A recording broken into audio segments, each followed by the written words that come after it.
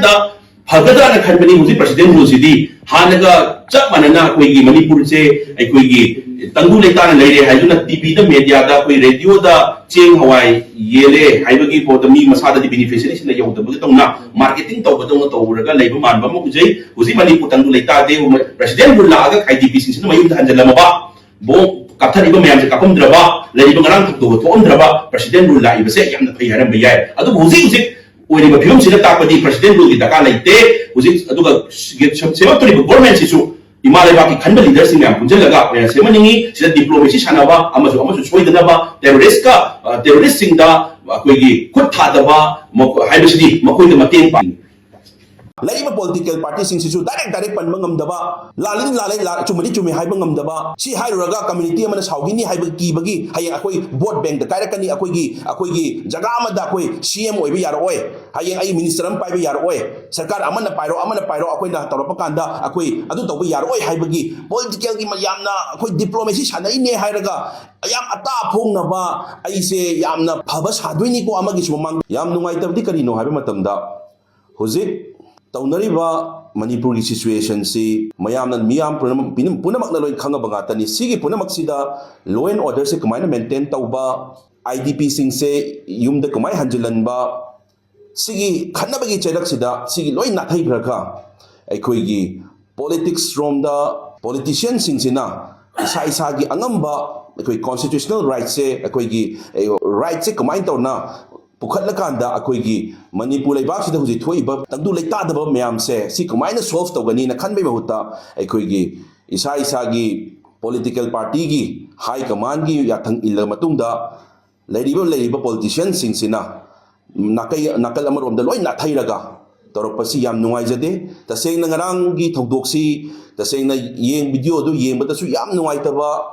थौदोक अमनी सिदी community अमगी वारी नते politician sing na politics hanagadam ni chumi diplomacy tawbiu yai manipur lebak se kannaba honabada diplomacy tawbiu yai kangrup amaga khanadana ba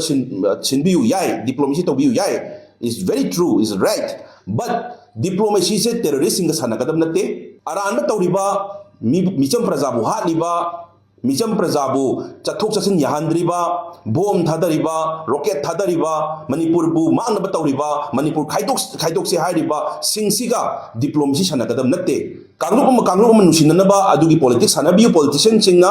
अदुबु चक्री पांबै दमक्ता vote bank की दमक्ता politics तौगदम नते diplomacy सनगदम नते चौकी पामबगी vote bank यामनबगी दमक्ता सिलमबगी नत्रो ngasi पार्टी एनी पार्टी ओइसनु ngasi अखोय मणिपुर वारी बसे अदुगी अदुदा नत्रो इलीगल म्याम से लीगल ओइनबा होनरमी बसे इलीगल म्याम से लीगल ओइनबा होनरमनिना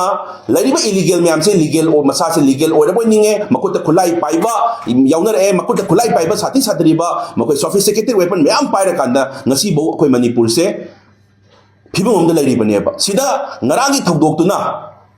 अखोय मणिपुर से फिबम हमदा लैरिको हाइबसे यामना चाव एग्जांपल अनि ताइबसे सिदा पॉपुलर गवर्नमेंट सेमनी सेमोय अदु गवर्नमेंट सेम द्रगना कई सेमगना कई पिया लैदगना कई लैत्रगना कई व्हाट इज डिफरेंस हाइबसे सिने बखोयने खंगनिसे सिने कोई हंगनिबो वाहंगसे सिदा पॉलिटिशियन सिंगसिना मसा की पार्टी की पॉलिटिकल पार्टी की हाई कमांड की इंस्ट्रक्शन इले हार कांदा लैरिबा पॉलिटिकल पार्टी रूलिंग ओइरो मेन फोकस अखोयगी मणिपुर की लैरिबा सिचुएशन सिदा फोकस तौदना यामना वानरिगाय टाइमिंग सिदा खरन अमुक तौरानी मन की बात अन तौरकान पुंजलकांदा मसा की लेरिबा म्याम से पुंजलगा फोकस तौनबो होनरकांदा वोट की सागतनबो इन होना लेरे ओपोजिशन अमुक कैदौरे high command हाइरे N hecto MNREGA बचाओ संग्राम कायना तौरगा वोट ओन खोमना लेरे कुमायना अखोयगी नाथैरगा अखोयना कुमायना फम से पाइहौसिगे हाइना खल्लगा लेरे हाई कमान की इंस्ट्रक्शन इल्लगा लेरे आई होय अखोय पॉलिटिशियन नी वी अखोय ngang इसामसु पॉलिटिशियन नी आई इसामसु पॉलिटिकल पार्टी में अटेस्ट तौरगा लेजरी अदुबो अखोय आरपीआई गिसु मयाम हाइरई लीगल मयाम से legal ओइगिदो नत्रा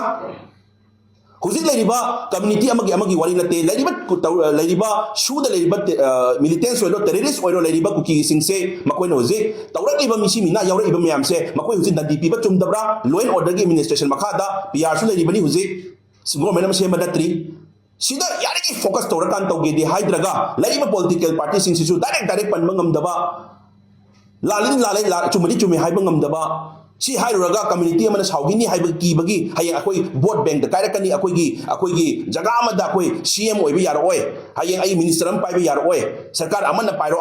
akoi na tawrapa kanda akoi adu tawba yaroi haibagi political gi yamna akoi diplomacy sanai ne hairaga yam ata phongnaba aise yamna phaba sadoini ko amagi sumangda yam phaba sadoini ko haiba manba ama yaropase sinadi Manipur ima leibak se kaibagi romda chum changsilakani lairiba nusiraba yelomi myam se mutbagi romda changsilakani aduna si mulaloi se haragani lairiba political leaders mayam su kita understand tawinaba mathau tai aduna hojik sukluraba taming sida vote naksal e haiduna uramdaba myam thokale social work toromdaba myam thokale vote naksalakpa oibana haitare sigo mayam se yengmada kitang nungaijade nongmata udaba nongmata yaudaba mayama thola gauji vote naksalakpagi speech piba hogalae men koi campaign tawba hogalae adu somdadi koi Manipur leibak se yamna wari mai timing ni aduna ngarangi thawdoiba thawdok se akoi party gi site gi su aduga koi individual Manipur sibas leiba koi gi site gi su akoi yamna condemn tawjai aduga hujik leiba koi gi leiba politician sing sina masa gi party gi politics tawbiu kaim kaiba leite but it is not a time ai di high command gi inba matam nat brana khale aduga leiba representative sing sisu ai request tawjari Manipur context hoi Manipur context representative sing oibiramba yai lariba mayam se adu Manipur representative orega su center na kamana amada laribanina center ga naikhaina bangamba representative sing mayam tholapa mathau tai haiba choi haijaningi adu na matang sida akoina nganangi thodok akoigi kakching khunau gi mayang lamam risikanta da thoiba thodok se yam nuai taba thodok amani adu sigi matung tabada sigi thodok se thoan bira kanu ka haiba wai sidi yam thenga brana khali adu sigi wai se haida bida akan action nama lokhat piraga lariba aikoi community amagi wari nate community du yauri ba terrorist sing se amtang makoi sing se makoi eradicate tawraga makoi se amtang pharaga para chawama aikoi